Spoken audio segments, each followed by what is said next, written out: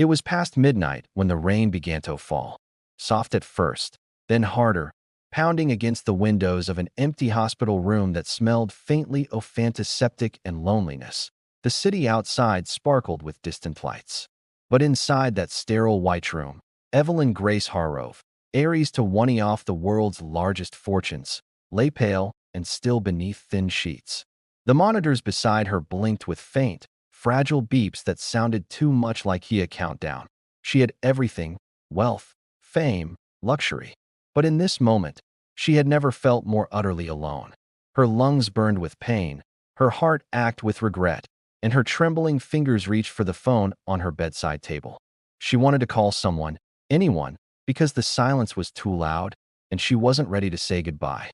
Before we go any further, if you believe in kindness, second chances, and the power of unexpected connections, please take a second to like, comment, share, and subscribe to our channel. And tell us in the comments below, where in the world are you watching from tonight?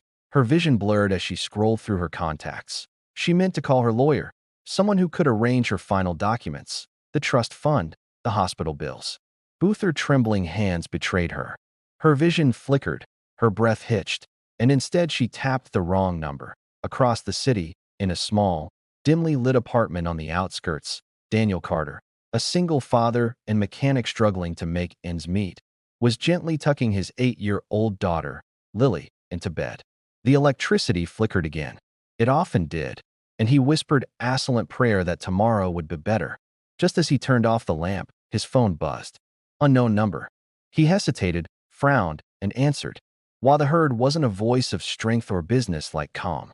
It was a whisper, faint and fragile, soaked in tears. Please stay with me tonight. The words caught him off guard. At first, he thought it was a prank, but then he heard her soft, shallow breathing, and something inside him shifted. There was pain in that voice, a kind of pain he recognized. He had heard it once before when his wife had been dying in his arms 3 years ago. He didn't hang up. He couldn't. Evelyn didn't know who she had called. All she knew was that a warm, quiet voice on the other end said, "I'm here that you're not alone." For the first time in years, she cried. Not tears of sorrow for herself, but tears of relief that someone somewhere cared enough to stay. They spoke softly through the night. Evelyn, gasping between words, talked about her regrets, the childhood she lost to fame, the people she hurt chasing success, and how no one ever truly saw her beyond her money. Daniel listened, his heart aching, and told her about Lily, about losing his wife, about working double shifts to keep the lights on. Somehow, their pain overlapped like two broken pieces that fit perfectly together. The following nights, she called again and again. The calls became her lifeline. She told him she didn't have much time left, that her doctors had stopped promising miracles. She had a rare heart condition that no amount of money could fix. Daniel didn't know how to help except by listening, and sometimes that was enough. Hester stood waiting for her calls each night, sitting on his porch with the phone to his ear, talking about ordinary things. Lily's drawings, the smell of rain, the way hope hides in small moments. He made her laugh again. He reminded her of the world beyond her hospital walls. One night, when the city slept, Evelyn asked him a question that stopped his heart.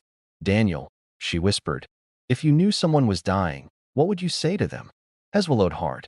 "I'd tell them that life isn't measured by how much time you have, but by how much love you give before it ends." There was silence. Then he heard her sob quietly, and she said, "Then I think I've finally lived." As days turned into weeks, Evelyn began leaving things for him. Little voice notes, letters. She asked the nurse to send stories about her favorite memories. She told him she had arranged something special, but wouldn't say what. Daniel didn't understand until one morning, a black car stopped in front of his apartment. A lawyer stepped out holding an envelope with his name on it. Inside was a letter written in a delicate, trembling hand. It was from Evelyn. She thanked him for staying with her when no one else did, for seeing her not as the eyes, but as a human being. She wrote that she had transferred a fund not for him, but for Lily for her education.